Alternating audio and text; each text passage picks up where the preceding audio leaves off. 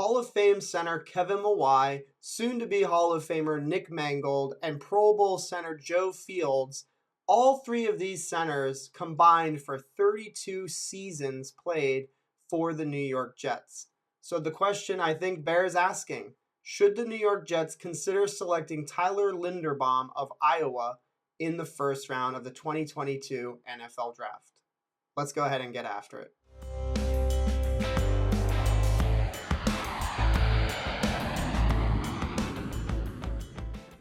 Before I get into the video, if I could get you to please jut up the like button, and if you're new here and you enjoy this content, please consider subscribing to the channel. I want to let you know that we will be live streaming this upcoming Wednesday. We would love to have you stop by. The link for that stream will be in the description. So to start this video off, I'm just going to give you a few reasons why the New York Jets should consider Tyler Linderbaum in the first round of the 2022 NFL Draft. And I mentioned it in the opener of this video. So again, Kevin Mawai, Hall of Famer, Nick Mangold, soon to be Hall of Famer, and Joe Fields, a longtime New York Jet, a very, very good center for the New York Jets. There is a history with this football team, and they were good with these centers on their team. They were a good football team. Kevin Mawai led some of our best, teams in history. Running game, passing game, didn't matter. This was an all-pro, an outstanding football player. And the same thing can be said for Nick Mangold. Nick Mangold was an absolute anchor.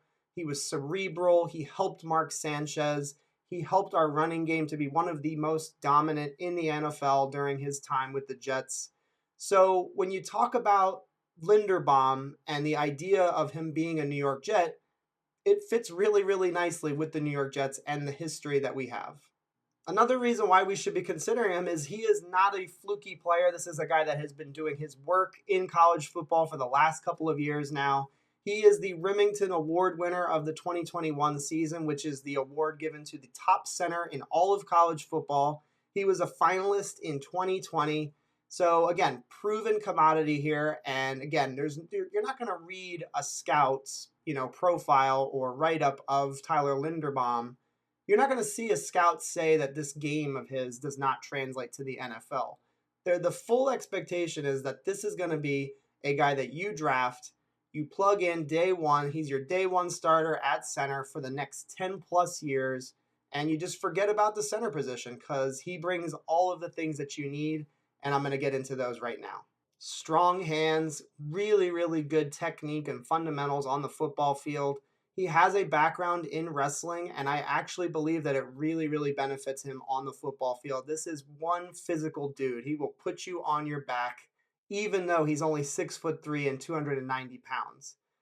The thing that I want to emphasize in this segment, though, is his athleticism. This is a dream fit for our scheme, the wide zone running scheme, the Shanahan offense. He's going to help to be able to get those runs to the outside, those stretch running plays. He is not going to have any problems with that at all. Screen game, play action game. This is going to be a guy that will help our offense, help Zach Wilson to succeed.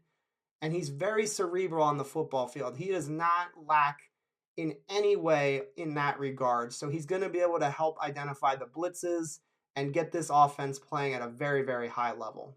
Another positive that comes from drafting Tyler Linderbaum in the first round is that you are then able to move Connor McGovern, the current center of the New York Jets, to the right guard spot, which he did play with the Denver Broncos a few years ago. And I don't think that he would have any issues making that transition back to right guard. And it's one of those scenarios where you're basically killing two birds with one stone. You're getting a center for a very, very long time, hopefully 10 plus years, and you're able to get your right guard position filled at least for the short term. And I think that's something that's very, very attractive. And certainly a lot of fans have talked about it. When you think about the New York Jets in 2020 only winning 2 games, when you think about the Jets in 2021 only winning 4 games, you really just need to remind yourself that the Jets are in a position where they just need to add really, really good football players to improve this team and to get to more wins in that win column. And I'm going to show you a graphic right now from Mike Tannenbaum, and he lays it out. The offensive guards and centers are the safest pick in the first round over a very long period of time. From 2000 to 2015, more second contracts are given out to this position than any other in the National Football League.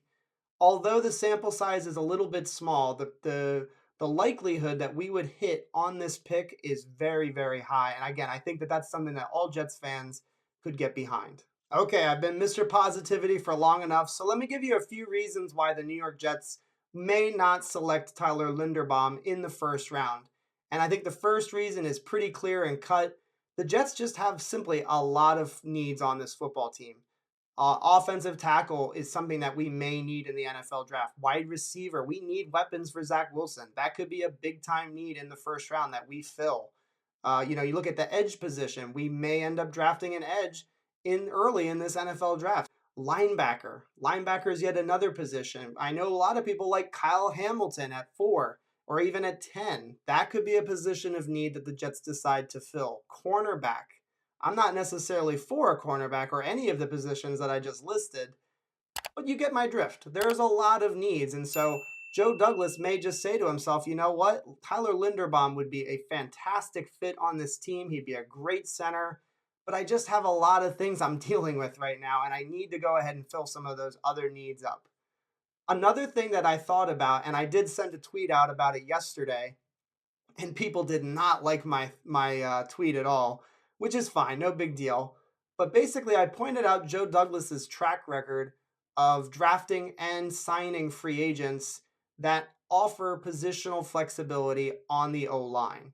And so this isn't really my belief necessarily. This isn't necessarily my philosophy, but Joe Douglas, it's a long line, guys. AVT at USC, he played left tackle, he played guard.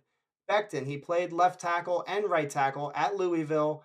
Both of those guys could play those positions at the NFL level. Connor McGovern played guard and center for the Denver Broncos. He could move if we needed him to. Dan Feeney, although he's not a world burner or a world beater by any means, he also played center and guard for the New York Jets this past season.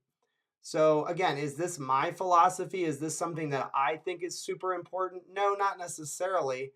But again, if you look at the track record, Joe Douglas really emphasizes the value and the importance of having offensive linemen be able to play multiple positions.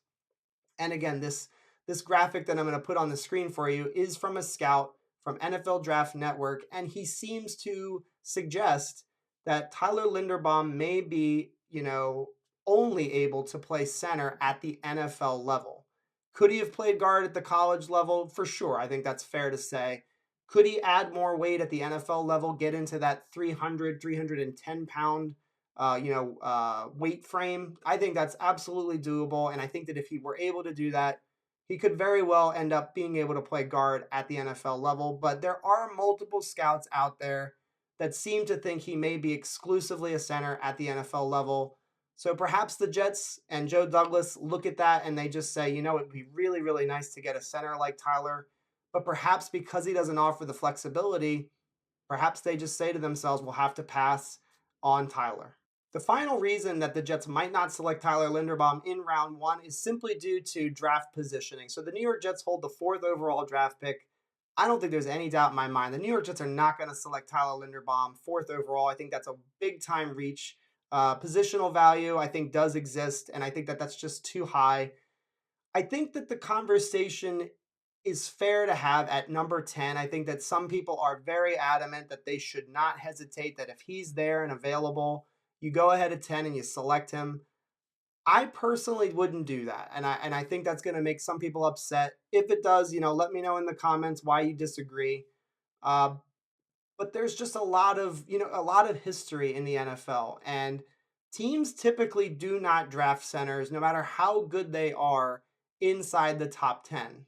Doesn't mean that it won't ever happen, and it very well could for Tyler, but I just want to emphasize that typically centers fall a little bit in the draft. Nick Mangold was drafted, in the late first round. I think it was 30th overall in that NFL draft.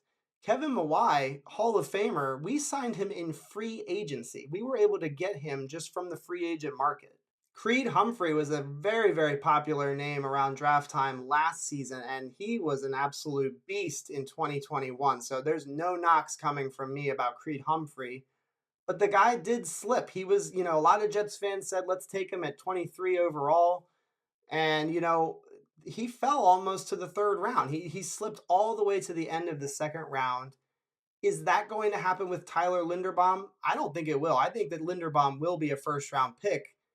If he is able to fall into that late first round range, I don't think there's any question the Jets should be very, very aggressive and trade up and go get him. I would not hesitate at all. But I'm not taking Tyler Linderbaum inside the top 10. That's just my personal preference. And again, that's kind of the conundrum, is that I think that he will go in that range between, 8 to maybe that, 20 range. I think that's kind of where he'll end up in the NFL draft. So it's tough for the New York Jets right now with the 10th overall pick. Could they select him? Possibly, because I think they will like what they see. But I don't know if they'll pull the trigger, because that's a tough one. A lot of a lot of NFL history here suggests that NFL teams are not as eager to draft centers that early. That's going to do it for this video. Thank you so much for watching NYJ today. Don't forget to leave a like on this video. Leave me a comment. Let me know what you guys agree or disagree with. Hope you all have an awesome day. Go Jets. I'll see you guys next time.